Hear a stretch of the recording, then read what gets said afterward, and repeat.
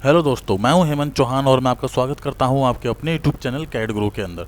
तो आज हम इरेगुलर शेप बनाना सीखेंगे ऑटो कैड के अंदर। ठीक है, तो ये जो आपको शेप दिख रही है और इसके डायमेंशन आपको गिवन है, तो हम यही शेप बनाना सीखेंगे। अब इसमें शेप तो गिवन है, पर हमें ये नहीं पता इस लाइन और इस लाइन के बीच में एंगल कितना है। ठीक है, तो अगर अगर हमें कभी कोई एंगल गिवन ना हो तो हम कैसे कोई करेक्ट डायमेंशन के अंदर इरेगुलर शेप बना पाएंगे। तो उसके लिए क्या करेंगे हम, चलिए शुरू करते हैं। पहले हम लाइन लेते हैं। हमने लाइन ले लिया, 0,0 से हमने स्टार्ट किया। सबसे पहले जो डिस्टेंस दे रखी है हमें 200 की दे रखी है, हमने 200 की डिस्टेंस ले ली। अब उसके बाद आपको क्या रखा कि यहाँ पे 155 की जो इंक्लाइन लाइन है हमें ये चाहिए। तो ये लाइन हम कैसे ड्रॉ करेंगे, तो ये लाइन ड्रॉ करने के लिए हमें सर्कल की हेल्प लेनी पड़ेगी। तो हमने सर्कल लिया। अब सर्कल में हमसे पूछ रहा है रेडियस, तो मैंने डाल दिया 155। तो हमने सर्कल क्यों लिया, क्योंकि सर्कल ही एकमात्र ऐसा ज्योमेट्री है जिसके किसी भी डायरेक्शन के अंदर जो लेंथ होगी वो सेम होगी। अगर मैं आपको कहूँ कि यहाँ से लेके यहाँ तक की लेंथ कितनी होएगी, तो आप बोलोगे 155। यहाँ तक कहीं पे भी आप जाओगे तो यहाँ सब की लेंथ आपको 155 मिलेगी, क्योंकि इस सर्कल का जो रेडियस है वो 155 है। तो किसी भी डायरेक्शन के अंदर सर्कल का रेडियस आपको 155 मिलना है। ठीक है, हमने ये ले लिया। अब उसके बाद हमें गिवन है कि जो डायगोनल है ये आपको 188 का चाहिए। तो मैंने फिर से सर्कल लिया और यहाँ से हमने एक और सर्कल बना लिया जिसका रेडियस हो गया 188। अब ये जो दो सर्कल है वो यहाँ पे इंटरसेक्ट हो रहे हैं। तो ये जो दो इंटरसेक्शन पॉइंट हैं ये आपको यही वैल्यू बता रही होगी कि अगर आप यहाँ से लेके यहाँ तक कोई लाइन बनाते हो तो ये आपको 188 का होगा, क्योंकि ये सर्कल का रेडियस है ना। और अगर आप यहाँ से कोई लाइन बनाते हो यहाँ तक तो ये 155 का होगा, क्योंकि ये इस सर्कल का रेडियस है। तो मैंने इस इंटरसेक्शन पॉइंट पर ये लाइन ज्वाइन कर दी। ठीक है, और यहाँ से इस इंटरसेक्शन पॉइंट पर हमने ये लाइन ज्वाइन कर दी।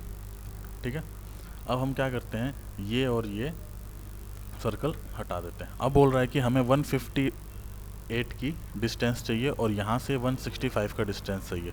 तो सेम वही हम सर्कल का यूज़ करेंगे। हमने सर्कल लिया, यहाँ से हमने रेडियस बना लिया 158 का, और हमने एक और रेडियस बना लिया यहाँ से कितने का, 165 का।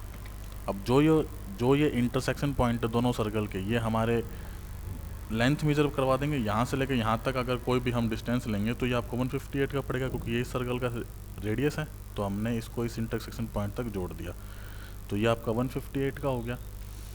अगर आप इस पॉइंट से इस सर्कल तक कोई लाइन ड्रॉ करते हो तो ये आपको 165 का रेडियस होगा। तो मैंने इस इंटरसेक्शन पॉइंट तक इसको जोड़ दिया, तो ये 165 का बन गया। तो हमने ये सर्कल को डिलीट कर देते हैं। अब हम चेक कर लेते हैं कि क्या हमारी ड्राइंग बिल्कुल सही बनी है डायमेंशन के हिसाब से। तो यहाँ पे आपको डायमेंशन दिखेगा। मैंने यहाँ पे लीनियर डायमेंशन लिया, क्योंकि हमें एक स्ट्रेट लाइन मेज़र करनी है यहाँ से लेकर यहाँ तक।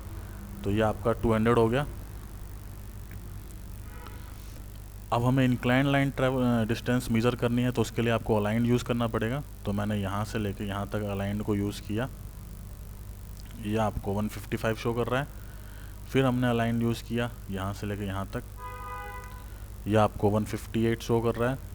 फिर हमने अलाइन यूज़ किया यहाँ से लेकर यहाँ तक, यह आपको 165 शो कर रहा है। और हमने फिर यहाँ से लेकर यहाँ तक ये इसको यूज़ किया, यह आपको 180 शो कर रहा है ना।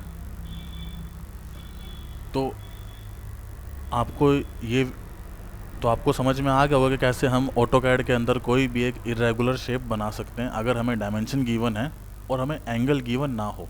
ठीक है, तो हम कोई सी भी रेगुलर शेप ऑटोकैड के अंदर बना सकते हैं सिर्फ सर्कल की हेल्प से। तो होप आपको मेरी ये वीडियो समझ में आई होगी। अगर आपको हमारी वीडियो पसंद आ रही है तो उसे लाइक, शेयर और सब्सक्राइब करना बिल्कुल ना भूलें। अगर आपको कोई भी डाउट रहता है तो हमें कमेंट करके बिल्कुल पूछिए, हम पूरी कोशिश करेंगे कि आपके डाउट को दूर कर सकें। तो आज के लिए बस इतना ही। Thank you.